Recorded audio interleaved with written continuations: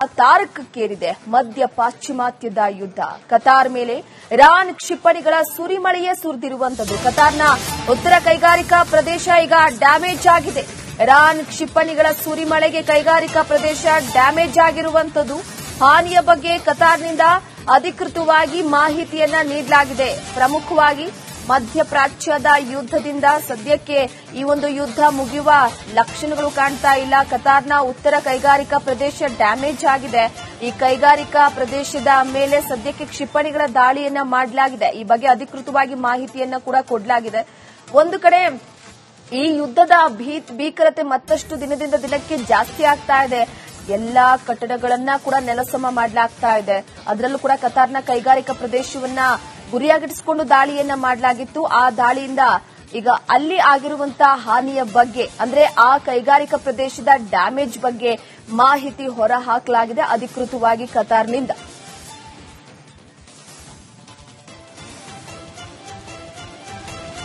ಒಂದು ಕಡೆ ಪ್ರಮುಖವಾಗಿ ಯುದ್ಧದ ತೀವ್ರತೆ ಮತ್ತಷ್ಟು ಗಂಭೀರ ಸ್ವರೂಪವನ್ನ ಪಡೆದುಕೊಳ್ತಾ ಇದೆ. ಅದರ ಜೊತೆಗೆ ಕೆಲವೊಂದಿಷ್ಟು ಬಿಲ್ಡಿಂಗ್ಗಳು ಈಗಾಗಲೇ ನೆಲಸಮ ಆಗಿ ಹೋಗ್ಬಿಟ್ಟಿವೆ. ಆದರೆ ಸಂಪೂರ್ಣವಾಗಿ ಸರ್ವನಾಶಕ್ಕೆ ಸಿದ್ಧ ಅನ್ನೋ ರೀತಿಯಲ್ಲಿ ಯುದ್ಧ ನಡೀತಾ ಇದೆ. ಈ ಯುದ್ಧದ ವಿಚಾರಕ್ಕೆ ಸಂಬಂಧಪಟ್ಟಂತೆ ಯಾರೂ ಕೂಡ ಸೋಲುವ ಮಾತೇ ಇಲ್ಲ. ನೀ ಮುಂದು ತಾ ಮುಂದು ಅನ್ನೋ ರೀತಿಯಲ್ಲಿ ನಾನು ಕೂಡ ಮುಂದೆ ಹೋಗ್ತೀನಿ, ಅದೇ ರೀತಿ ಕಂಟಿನ್ಯೂ ಮಾಡ್ಕೊಂಡು ಹೋಗುವಂತ ಕೆಲವೊಂದಿಷ್ಟು ಯಾವಾಗ ಯುದ್ಧ ಆರಂಭವಾಯಿತು ಅಲ್ಲಿಂದ ಇಲ್ಲಿವರೆಗೂ ಕೂಡ ಏನೆಲ್ಲ ಹಾನಿಯಾಗಿದೆ ಅನ್ನುವಂಥದ್ದನ್ನ ನಾವು ಗಮನಿಸಿಕೊಂಡು ಹೋಗ್ತಾ ಇದ್ದೀವಿ. ಈ ಹಾನಿಯ ವಿಚಾರವಾಗಿ ನೋಡ್ತಾ ಹೋಗೋದಾದ್ರೆ ಒಂದು ಕಡೆ ಕ್ಷಿಪಣಿಗಳ ಸುರಿಮಳೆಗಳನ್ನೇ ಗೈಲಾಗ್ತಾ ಇದೆ. ಈ ಕ್ಷಿಪಣಿಯ ಸುರಿಮಳೆಯ ವಿಚಾರಕ್ಕೆ ಸಂಬಂಧಪಟ್ಟಂತೆ ಅಬುಧಾಬಿ ಮೇಲೆ ಇರಾನ್ ಕ್ಷಿಪಣಿ ದಾಳಿ ಮಾಡಿದೆ. ಗ್ಯಾಸ್ ರೀಫಿಲ್ಲಿಂಗ್ ಸೆಂಟರ್ ಅನ್ನ ಟಾರ್ಗೆಟ್ ಮಾಡಿ ಕ್ಷಿಪಣಿ ದಾಳಿಯನ್ನ ಮಾಡಲಾಗಿರುವಂತದ್ದು. ಈ ಕ್ಷಿಪಣಿ ದಾಳಿಗೆ ಹೊತ್ತಿ ಉರಿದಿವೆ ಕೇಂದ್ರಗಳು. ಅಬುಧಾಬಿಯಲ್ಲಿ ಗ್ಯಾಸ್ ಪೂರೈಕೆಯಲ್ಲಿ ಸದ್ಯಕ್ಕೆ ವ್ಯತ್ಯಯವಾಗಿದೆ. ಇರಾನ್ ಕ್ಷಿಪಣಿಗಳ ದಾಳಿಯಿಂದ ಮತ್ತಷ್ಟು ತೀವ್ರತೆಯಾಗ್ತಾ ಇದೆ. ಗ್ಯಾಸ್ ರೀಫಿಲ್ಲಿಂಗ್ ಮೇಲೆ ದಾಳಿಯನ್ನ ಮಾಡಿರುವಂತದ್ದು ಗಮನಿಸ್ತಾ ಇರಬಹುದು ದೃಶ್ಯದಲ್ಲಿ. ಮೊದಲೇ ಹೇಳಿದ ರೀತಿ ಕೆಲವೊಂದಿಷ್ಟು ಪ್ರದೇಶಗಳನ್ನ ಗುರಿಯಾಗಿರಿಸಿಕೊಂಡು ದಾಳಿ ಮಾಡಲಾಗ್ತಾ ಇದೆ. ಅಂದ್ರೆ ನೋಡಿ, ಇರಾನ್ ಕೂಡ ಸದ್ಯದ ಮಟ್ಟಿಗೆ ಮಣಿಯುವ ಹಾಗೆ ಕಾಣಿಸ್ತಾ ಇಲ್ಲ. ಇಸ್ರೇಲ್ ಹಾಗೆ ಅಮೆರಿಕ ಕೂಡ ಮಣಿಯುವ ಹಾಗೆ ಕಾಣಿಸ್ತಾ ಇಲ್ಲ. ದಾಳಿಗೆ ಪ್ರತಿದಾಳಿಗಳು ನಡೀತಾ ಇದೆ. ಇರಾನ್ ಮೇಲೆ ಕ್ಷಿಪಣಿಗಳ ಸುರಿಮಳೆಗಳಿದ್ರೆ ಇರಾನ್ ಕೂಡ ಯಾವುದೇ ರೀತಿಯಲ್ಲಿ ಹಿಂದೆ ಇಲ್ಲ ಅನ್ನೋ ರೀತಿಯಲ್ಲೇ ದಾಳಿಯನ್ನ ಮಾಡ್ತಾ ಇದೆ. ಇದು ಗಮನಿಸ್ತಾ ಇರುವಂತದ್ದು ಅಬುಧಾಬಿ ಅಲ್ಲಿ ಗ್ಯಾಸ್ ರೀಫಿಲ್ಲಿಂಗ್ ಘಟಕದ ಮೇಲೆ ದಾಳಿಯನ್ನ ಮಾಡಲಾಗಿದೆ. ಅದರ ಜೊತೆಗೆ ಈಗಾಗಲೇ ಪ್ರಮುಖವಾಗಿ ಕೆಲವೊಂದಿಷ್ಟು ನೆಲೆಗಳನ್ನ ಗುರಿಯಾಗಿರಿಸಿಕೊಂಡು ದಾಳಿಯನ್ನ ಮಾಡಲಾಗ್ತಿರುವಂತದ್ದು. ಇನ್ನು ಇರಾನ್ ದಾಳಿಯಿಂದ ತೀವ್ರವಾಗಿ ಈಗ ಯುಎಇ ಖಂಡಿಸಿರುವಂತದ್ದು. ಅಬ್ಶಾನ್ ಗ್ಯಾಸ್ ಸೌಲಭ್ಯ ಹಾಗೆ ಬಾ ಫೀಲ್ಡ್ ಮೇಲೆ ದಾಳಿಯನ್ನ ಮಾಡಲಾಗಿದೆ. ಇರಾನ್ ದಾಳಿಯನ್ನ ತಡೆದಿದೆ ಯುಎಇ ರಕ್ಷಣಾ ವ್ಯವಸ್ಥೆ. ಈಗ ಸದ್ಯಕ್ಕೆ ಇರಾನ್ನಿಂದ ಭಯೋತ್ಪಾದಕ ದಾಳಿ ಅಂತ ಯುಎಇ ಹೇಳಿರುವಂತದ್ದು. ಇರಾನ್ ದಾಳಿಯನ್ನ ಈಗ ಯುಎಇ ತೀವ್ರವಾಗಿ ಖಂಡಿಸಿದೆ. ಯಾಕಂದ್ರೆ ಸದ್ಯದ ಮಟ್ಟಿಗೆ ಕೆಲವೊಂದಿಷ್ಟು ಪ್ರಮುಖ ನೆಲೆಗಳನ್ನೇ ಉಡಾಯಿಸಲಾಗ್ತಿದೆ. ಹಾಗಾಗಿ ಈ ದಾಳಿಯ ವಿಚಾರಕ್ಕೆ ಸಂಬಂಧಪಟ್ಟಂತೆ ಯುಎಇ ರಕ್ಷಣಾ ವ್ಯವಸ್ಥೆ ಇದನ್ನ ಖಂಡಿಸಿರುವಂತದ್ದು.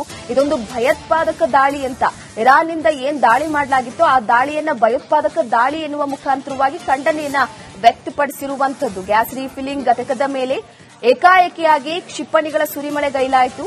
ಇದನ್ನ ಭಯೋತ್ಪಾದಕ ದಾಳಿ ಎನ್ನುವ ಮುಖಾಂತರವಾಗಿ ಯುಎಇ ಖಂಡನೆಯನ್ನ ವ್ಯಕ್ತಪಡಿಸಿದೆ.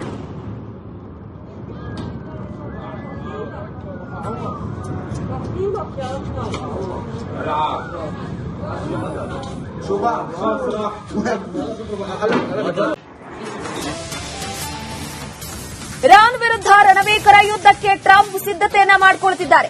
ಮಧ್ಯಪ್ರಾಚ್ಯದಲ್ಲಿ ಹೆಚ್ಚು ಸೈನಿಕರನ್ನ ನಿಯೋಜನೆ ಮಾಡೋದಕ್ಕೆ ಚಿಂತನೆ ಮಾಡಲಾಗಿದೆ.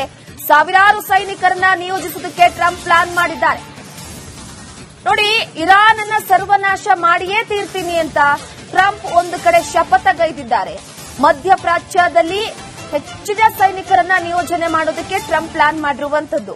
ಒಂದು ಕಡೆ ಖಮೇನಿ ಹತ್ಯೆ ನಂತರ ಅವರ ಪುತ್ರ ಮೊಜ್ತಬಾ ಖಮೇನಿ ಈಗ ಅಧ್ಯಕ್ಷರಾಗಿ ಆಯ್ಕೆಯಾಗಿದ್ದಾರೆ. ಅದಾದ ನಂತರವಾಗಿ ಅವರ ಹತ್ಯೆಯನ್ನು ಕೂಡ ಮಾಡ್ತೀನಿ, ಅದರ ಜೊತೆಗೆ ಇರಾನ್ ಅನ್ನು ಕೂಡ ಭೂಪಟದಿಂದ ಸರ್ವನಾಶ ಮಾಡ್ತೀನಿ ಎನ್ನುವಂತಹ ಪ್ರತಿಜ್ಞೆಗೈದಿದ್ದಾರೆ ಟ್ರಂಪ್. ಆ ವಿಚಾರವಾಗಿ ಇರಾನ್ನ ಮೇಲೆ ಪದೇ ಪದೇ ರಣಭೀಕರ ದಾಳಿಯನ್ನ ಟ್ರಂಪ್ ನಡೆಸ್ತಾ ಇರುವಂತದ್ದು. ಇದರ ಜೊತೆಗೆ ಹೆಚ್ಚಿನ ಸೈನಿಕರನ್ನ, ಯಾಕಂದ್ರೆ ಅಮೆರಿಕದ ಪ್ರಮುಖ ನೆಲೆಗಳ ಮೇಲೆ ಇರಾನ್ ಕೂಡ ದಾಳಿ ಮಾಡಿತ್ತು. ಆ ನೆಲೆಗಳನ್ನ ಸುಟ್ಟು ಭಸ್ಮ ಮಾಡಿತ್ತು. ಈಗ ಇರಾನ್ ಮೇಲೆ ನಾವಿಟ್ಟಿದಂತ ನಂಬಿಕೆ ಹೋಗಿದೆ. ಸೌದಿ ಅರೇಬಿಯಾ ವಿದೇಶಾಂಗ ಸಚಿವ ಹೇಳಿಕೆಯನ್ನ ಕೊಟ್ಟಿರುವಂತದ್ದು. ಗಲ್ಫ್ ರಾಷ್ಟ್ರಗಳ ಮೇಲೆ ಇರಾನ್ ದಾಳಿ ಮಾಡ್ತಾ ಇರುವಂತಹ ಹಿನ್ನೆಲೆಯಲ್ಲಿ ಇರಾನ್ ವಿರುದ್ಧ ಸೇನಾ ಕಾರ್ಯಾಚರಣೆಗೆ ಸಿದ್ಧ ಅಂತ, ನಮ್ಮ ರಕ್ಷಣೆಗೆ ನಾವು ಸಿದ್ಧವಾಗಿದ್ದೇವೆ ಅಂತ ವಾರ್ನ್ ಕೊಟ್ಟಿದ್ದಾರೆ. ಸೌದಿ ವಿದೇಶಾಂಗ ಸಚಿವ ಫೈಸಲ್ ಬಿನ್ ಎಚ್ಚರಿಕೆಯನ್ನ ಕೊಟ್ಟಿರುವಂತದ್ದು. ಇರಾನ್ನ ಪ್ರತಿಕಾರದ ದಾಳಿಯ ವಿಚಾರಕ್ಕೆ ಸಂಬಂಧಪಟ್ಟಂತೆ ಈಗ ಹೇಳಿಕೆಯನ್ನ ಕೊಟ್ಟಿರುವಂತದ್ದು. ನಮ್ಮ ರಕ್ಷಣೆಗೆ ನಾವು ಸಿದ್ಧವಾಗಿದ್ದೀವಿ, ನಮ್ಮ ರಕ್ಷಣೆಗೆ ನಾವು ಕೂಡ ಯುದ್ಧ ಮಾಡೋದಕ್ಕೆ ರೆಡಿ ಇದ್ದೀವಿ ಎನ್ನುವ ಮುಖಾಂತರವಾಗಿ ಎಚ್ಚರಿಕೆಯ ಸಂದೇಶವನ್ನ ರವಾನೆ ಮಾಡಲಾಗಿದೆ. ಇನ್ನು ಟ್ರಂಪ್ ಕೂಡ ಇತರೆ ರಾಷ್ಟ್ರಗಳಿಗೆ ಅಂದ್ರೆ ನ್ಯಾಟೋ ಒಪ್ಪಂದದ ರಾಷ್ಟ್ರಗಳಿಗೆ ನೀವು ಸಿದ್ಧರಾಗಿ ಯುದ್ಧದ ಜೊತೆ ಕೈ ಜೋಡಿಸಿ ಅನ್ನುವಂತಹ ಒಂದು ಹೇಳಿಕೆಯ ಕೊಡುವುದರ ಜೊತೆಗೆ ಅವ್ರನ್ನೆಲ್ಲರನ್ನ ಕೂಡ ಯುದ್ಧಕ್ಕೆ ಆಹ್ವಾನ ಮಾಡಿದ್ರು. ಅದಾದ ನಂತರವಾಗಿ ಈಗ ಇರಾನ್ ಕೂಡ ಕೆಲವೊಂದಿಷ್ಟು ಭಾಗದಲ್ಲಿ, ಈಗ ಸೌದಿ ಅರೇಬಿಯಾ ಆಗಿರಬಹುದು, ಅದರ ಜೊತೆಗೆ ದುಬೈ ಆಗಿರಬಹುದು, ಈ ಭಾಗಗಳಲ್ಲಿ ಹೆಚ್ಚಾಗಿ ದಾಳಿ ಮಾಡ್ತಾ ಇದೆ. ಇದನ್ನ ಖಂಡಿಸ್ತೀವಿ ಎನ್ನುವ ಮುಖಾಂತರವಾಗಿ ಎಚ್ಚರಿಕೆ ರವಾನೆ ಮಾಡಿದೆ.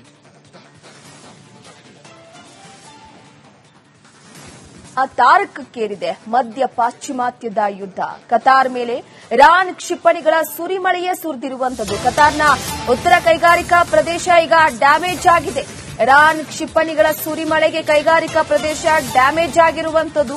ಹಾನಿಯ ಬಗ್ಗೆ ಕತಾರ್ನಿಂದ ಅಧಿಕೃತವಾಗಿ ಮಾಹಿತಿಯನ್ನ ನೀಡಲಾಗಿದೆ. ಪ್ರಮುಖವಾಗಿ ಮಧ್ಯಪ್ರಾಚ್ಯದ ಯುದ್ಧದಿಂದ ಸದ್ಯಕ್ಕೆ ಈ ಒಂದು ಯುದ್ಧ ಮುಗಿಯುವ ಲಕ್ಷಣಗಳು ಕಾಣ್ತಾ ಇಲ್ಲ. ಕತಾರ್ನ ಉತ್ತರ ಕೈಗಾರಿಕಾ ಪ್ರದೇಶ ಡ್ಯಾಮೇಜ್ ಆಗಿದೆ. ಈ ಕೈಗಾರಿಕಾ ಪ್ರದೇಶದ ಮೇಲೆ ಸದ್ಯಕ್ಕೆ ಕ್ಷಿಪಣಿಗಳ ದಾಳಿಯನ್ನ ಮಾಡಲಾಗಿದೆ. ಈ ಬಗ್ಗೆ ಅಧಿಕೃತವಾಗಿ ಮಾಹಿತಿಯನ್ನ ಕೂಡ ಕೊಡಲಾಗಿದೆ. ಒಂದು ಕಡೆ ಈ ಯುದ್ಧದ ಭೀಕರತೆ ಮತ್ತಷ್ಟು ದಿನದಿಂದ ದಿನಕ್ಕೆ ಜಾಸ್ತಿ ಆಗ್ತಾ ಇದೆ. ಎಲ್ಲಾ ಕಟ್ಟಡಗಳನ್ನ ಕೂಡ ನೆಲಸಮ ಮಾಡಲಾಗ್ತಾ ಇದೆ. ಅದರಲ್ಲೂ ಕೂಡ ಕತಾರ್ನ ಕೈಗಾರಿಕಾ ಪ್ರದೇಶವನ್ನ ಗುರಿಯಾಗಿರಿಸಿಕೊಂಡು ದಾಳಿಯನ್ನ ಮಾಡಲಾಗಿತ್ತು. ಆ ದಾಳಿಯಿಂದ ಈಗ ಅಲ್ಲಿ ಆಗಿರುವಂತಹ ಹಾನಿಯ ಬಗ್ಗೆ, ಅಂದ್ರೆ ಆ ಕೈಗಾರಿಕಾ ಪ್ರದೇಶದ ಡ್ಯಾಮೇಜ್ ಬಗ್ಗೆ ಮಾಹಿತಿ ಹೊರ ಹಾಕಲಾಗಿದೆ ಅಧಿಕೃತವಾಗಿ ಕತಾರ್ನಿಂದ.